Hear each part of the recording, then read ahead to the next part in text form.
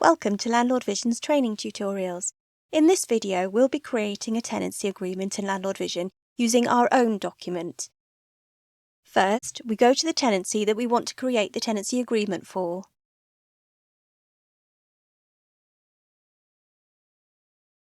In a previous video, we created a tenancy agreement using Landlord Vision's template. Now we're going to use our own instead. If the document has already been populated with the mail merge fields and uploaded to Landlord Vision, we can simply select the document. If this is a new template, start with the Word document open on your device and then in Landlord Vision choose the Build option. This lets you select the mail merge fields that you want to use in your document. These mail merge fields get copied to your clipboard so that they can be pasted into your template.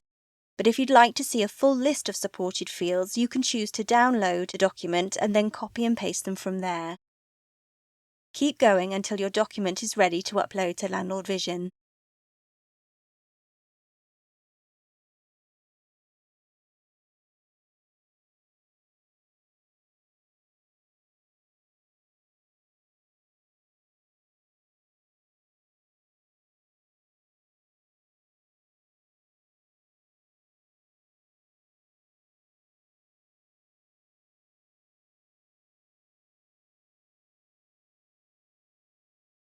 Here you can see that the software has picked up on those mail merge fields and now you can insert the correct details.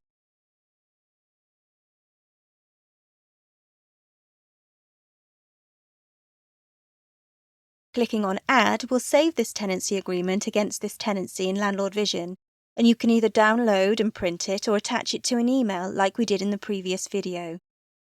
Remember, if you have any problems setting up anything in Landlord Vision, you can call our support team for assistance.